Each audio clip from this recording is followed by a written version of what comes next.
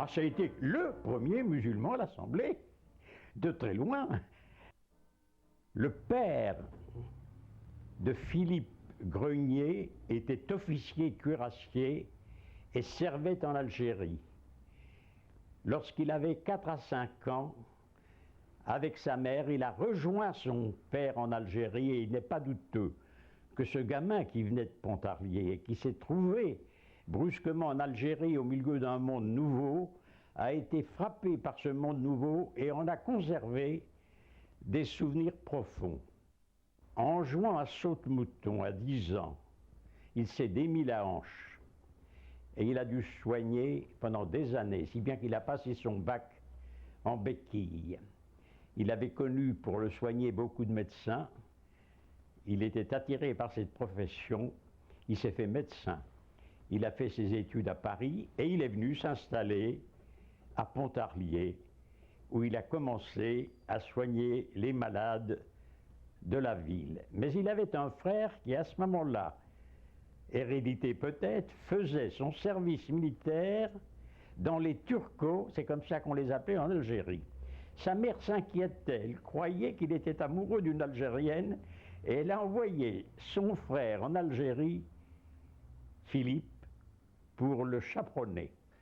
Là, il a rencontré des musulmans, il était très pieux, il avait été élevé dans la religion catholique, il avait un oncle chanoine et il a été attiré par la religion musulmane. En 1894, il repart en Algérie et cette fois, il se convertit. Immédiatement, il fait un voyage à la Mecque.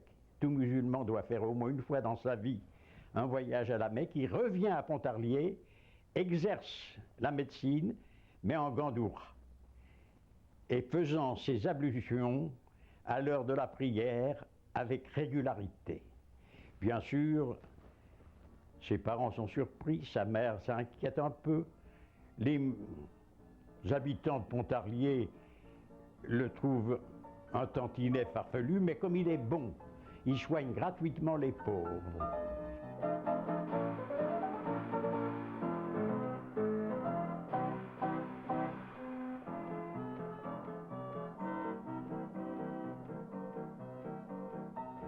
Et il se trouve qu'en 1896 meurt le député de Pontarlier, Dionis Ordinaire.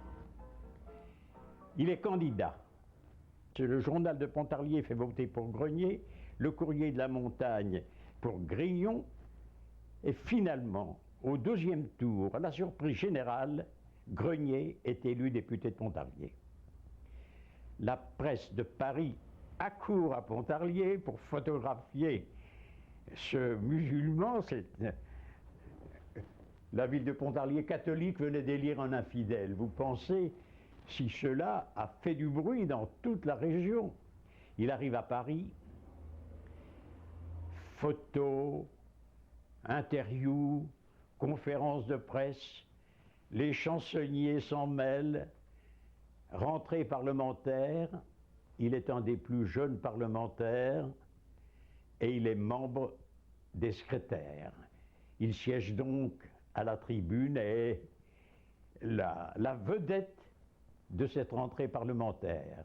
Il embrasse les marches d'escalier, fait ses ablutions et ses prières à l'heure de la prière, et ça va durer pendant des mois. Grenier est candidat à nouveau en 1898 à la réélection, il est battu.